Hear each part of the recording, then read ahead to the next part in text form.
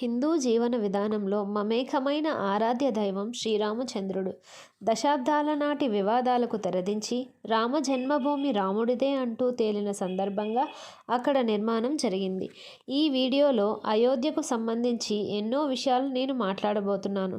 1. అయోధ్యకు ఆ పేరు ఎలా వచ్చింది? 2. అయోధ్య అసలు ఎక్కడ ఉంది? 3. అసలు అయోధ్యలో రామాలయం గురించి గొడవలు ఎలా మొదలయ్యాయి? దేవాలయాల్ని, మసీదుల్ని ఎందుకు కూల్చారు? ముస్లింలు, హిందువుల మధ్య గొడవలు ఎందుకు జరుగుతున్నాయి? అయోధ్య హిందువులకి ఎలా దక్కింది? విషయాలు చాలామందికి తెలిసి ఉండదు. ఇప్పుడు ఆ చరిత్ర గురించి మనం తెలుసుకుందాం. నెంబర్ 1. అయోధ్యకు ఆ పేరు ఎలా వచ్చింది? పురాణాలలో మహారాజు అయిన ఆయుధ్ని శ్రీరాముని యొక్క పూర్వీకులుగా చెప్పుకునేవారు. అతని పేరు సంస్కృత పదమైన యూధ్ నుండి వచ్చింది. మహారాజు అయిన ఆయుధ్ ఈ నగరంలో పుట్టినందువల్ల దీనికి అయోధ్య అని పేరు వచ్చింది. నెంబర్ 2. అయోధ్య అసలు ఎక్కడ ఉంది? అయోధ్య ఉత్తరప్రదేశ్లోని ఫైజాబాద్కు 6 కిలోమీటర్ల దూరంలో సరయూ నది తీరంలో ఉంది. దీనిని సాకేతపురం అని కూడా పిలుస్తారు. నెంబర్ 3. అసలు అయోధ్యలో రామాలయం గురించి గొడవలు ఎలా మొదలయ్యాయి? మనం చూస్తున్న అయోధ్య రామాలయం వెనుక ఎంతో చరిత్ర దాగి ఉంది. దాదాపు 500 ఏళ్ల నుండి ఈ వివాదం కొనసాగుతూ ఉంది. అయోధ్య 2.77 ఎకరాల స్థలం విషయంలో హిందువులు, ముస్లింల మధ్య చాలా కాలంగా మతపరమైన వివాదం నడుస్తుంది. అయితే రాముడు పుట్టిన స్థలంగా హిందువులు, బాబ్రీ మసీదు నిర్మించిన స్థలంగా ముస్లింలు ఇలా ఈ ప్రాంతంలో అనుబంధాన్ని కలిగి ఉండడంతో ప్రాంతం విషయంలో ఎన్నో గొడవలు జరుగుతూ వచ్చాయి. గొడవలు ఎలా మొదలయ్యాయి అనే విషయం గురించి మనం ముందుకు వెళ్ళి చూస్తే 1528 సంవత్సరంలో రాముని ఆలయం కూల్చివేసి మసీదుని నిర్మించారు. అలా హిందూ, ముస్లింల మధ్య గొడవ మొదలైంది. అలా 1528లో మొఘలి రాజు అయిన బాబర్ ఈ ల్యాండ్లో మసీదు కట్టమని ఆర్డర్స్ ఇచ్చారు. ఆర్డర్స్ ప్రకారం మసీదుని నిర్మించారు. బాబర్ పేరు మీదుగా మసీదుకు బాబ్రీ మసీదు అని పేరు పెట్టడం జరిగింది. ఈ విషయం ఆ మసీదు గోడలపై రాసి ఉంది. అలానే ప్రభుత్వ పత్రాలలో కూడా ఉంది. అయితే రాముడి గుడి పడగొట్టి మరీ మసీదు కట్టారని ఎక్కడా కూడా రాసిలేదు. కానీ అప్పట్లో మొఘలి రాజులు ఎన్నో హిందువులు గోడలు పడగొట్టి మసీదులు కట్టించారని ప్రూఫ్ ఉంది. అయితే ఈ మసీదు కూడా అలానే కట్టి ఉండొచ్చని 1528 నుండి చుట్టుపక్కల ఉండే వాళ్ళందరూ అనుకునేవాళ్ళు. ఆ తరువాత 1950లో అయోధ్యలో హిందువులు, ముస్లింల మధ్య గొడవ వచ్చింది. ఆ గొడవలో హిందువులు బాబ్రీ మసీదు మీద దాడి చేశారు. ఆ తరువాత నుండి హిందువులు అంతా కూడా ఆ 2.77 ఎకరాల ల్యాండ్ని వాళ్ళకి ఇవ్వాలని, అందులో రాముడి గుడి కట్టుకుంటామని వాదించడం మొదలుపెట్టారు. అయితే అప్పట్లో ఉన్న బ్రిటిష్ గవర్నమెంట్ అందుకు ఒప్పుకోలేదు. ఇంకా హిందువులు, ముస్లింల మధ్య గొడవలు వస్తాయని తెలిసి ఆ స్థలాన్ని రెండుగా చేసి ఫినిషింగ్ వేసి లోపలి స్థలాన్ని మసీదు కోసం, బయట స్థలం రామాలయం కోసం అని సపరేట్గా చేశారు. అయితే 1949లో కొంతమంది హిందువులు కంచె దాటి మసీదు లోపలికి వెళ్ళి అందులో సీతారాముల విగ్రహాలు పెట్టారు. అంతేకాకుండా అక్కడ విగ్రహాలు వెలిసాయని భక్తులను నమ్మించే ప్రయత్నం చేశారు. కానీ అది అంతా నిజం కాదని, 3 వ్యక్తులు విగ్రహాన్ని మసీదు లోపల పెట్టారని అధికారిక పరిశోధనలో తేలింది. దాంతో ఈ విషయం తెలుసుకున్న పోలీసులు హిందూ, ముస్లింల మధ్య గొడవలు జరుగుతాయని ఉద్దేశంతో ఆ ప్లేస్ని లాక్ చేశారు. అప్పటి నుండి అక్కడ ప్రార్థనలు ఆగిపోయాయి. దాంతో సీతారాముల విగ్రహాలు ఆ మసీదులోనే ఉండిపోయాయి.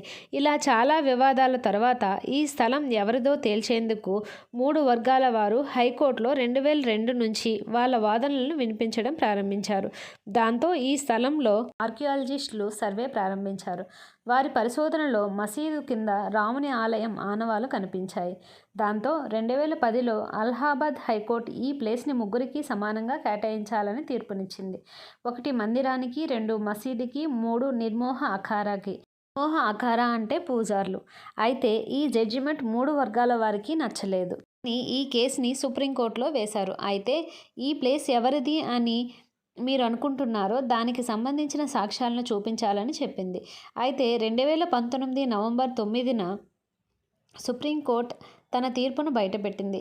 ఆర్కియోలాజికల్ సర్వే ప్రకారం ఒక హిందూ టెంపుల్ పైన బాబ్రీ మసీదును నిర్మించారని, ఆ ల్యాండ్ శ్రీరాముల పేరు పైన రిజిస్టర్ అయి ఉందని, కాబట్టి ఈ 2.77 ఎకరాల ల్యాండ్లో శ్రీరాముడి గుడి కట్టుకోవచ్చని, అలాగే ముస్లింల మసీదును హిందువులు కూల్చారు కాబట్టి అయోధ్యలో ఏదైనా మంచి ప్లేస్లో మసీదు కట్టుకోవడానికి 5 ఎకరాల ప్లేస్ని గవర్నమెంట్ ముస్లింలకి ఫ్రీగా ఇవ్వాలని చెప్పింది. అంతేకాకుండా నిర్మోహి అఖారా వర్గానికి ఈ ల్యాండ్ పైన ఎలాంటి రైట్స్ లేవు.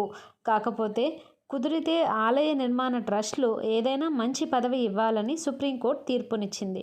ఆ తర్వాత 3 వర్గాల వారు కూడా ఈ తీర్పుని అంగీకరించారు.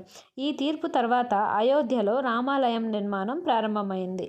అయోధ్య రామమందిరం నిర్మాణానికి 2020 ఆగస్టు 5న ప్రధాని మోదీ శంకుస్థాపన చేశారు. రామాలయం నిర్మాణానికి నిధి ఎలా సమకూర్చారు? అయోధ్య రామాలయం నిర్మించడానికి అయిన ఖర్చు సుమారుగా 1800 కోట్లు. నిధి సేకర్ అభియాన్ పేరు మీదుగా 2021 జనవరి నుండి 44 రోజుల పాటు భారతదేశంలో ఉన్న సుమారు 5.5 లక్షల గ్రామాలు, పట్టణాల నుండి 1200 కోట్ల హిందువుల నుండి, అలానే దేశ విదేశాల నుండి నిధి సేకరించడం చేశారు. రాముని ఆలయంలో ఒక ప్రత్యేకత ఉంది. అది ఏంటంటే ఈ నిర్మాణాన్ని 3 అంతస్తులతో 5 మండపాలతో నిర్మించారు. అలాగే ఈ ఆలయానికి 5 ప్రవేశ ద్వారాలు ఉంటాయి. 5 ప్రవేశ ద్వారాలు ఉండే ఆలయం ప్రపంచంలో ఇది ఒక్కటి మాత్రమే. ఈ నిర్మాణానికి సంబంధించి ఎక్కడా కూడా ఇసుక కానీ సిమెంట్ కానీ వాడలేదు. గులాబీ ఇసుక రాయిని మాత్రమే వాడారు. ఇంకా భవిష్యత్తులో ఇలాంటి వివాదాలు మళ్ళీ జరగకుండా ఉండడం కోసం తరువాత కాలం వాళ్ళు ఈ ఆలయ చరిత్రను తెలుసుకునేలా అయోధ్య రామాలయం చరిత్ర, దాని సంఘటన, వాస్తవాలు, వివాదాలు అన్నింటినీ తేదీలతో సహా పట్టికలను తయారు చేసి ఈ టైం క్యాప్సూల్ని రామాలయం నిర్మించే ప్రదేశంలో 200 అడుగుల లోతులో ఆలయ నిర్మాణం తామరపత్రం కింద దీన్ని దాచిపెడుతున్నారు. భవిష్యత్తులో ఈ ఆలయ వివాదంపై తెరతీస్తే ఈ టైం క్యాప్సూల్ ద్వారా వాళ్ళకి సమాధానం దొరుకుతుంది. 2024 జనవరి 22వ తేదీన అయోధ్య రామమందిరం గర్భగుడిలో శ్రీరాముని విగ్రహాన్ని ప్రతిష్ఠిస్తారు. అయోధ్యలో ఉండే బాలరాముడిని ఎటువంటి ఆటంకాలు లేకుండా భక్తులు అందరూ దర్శించుకోవాలని, ఆ రామచంద్రుని ఆశీస్సులు అందరిపైన ఉండాలని మనస్ఫూర్తిగా కోరుకుందాం. Thank you for watching. Please do like, share, subscribe my YouTube channel.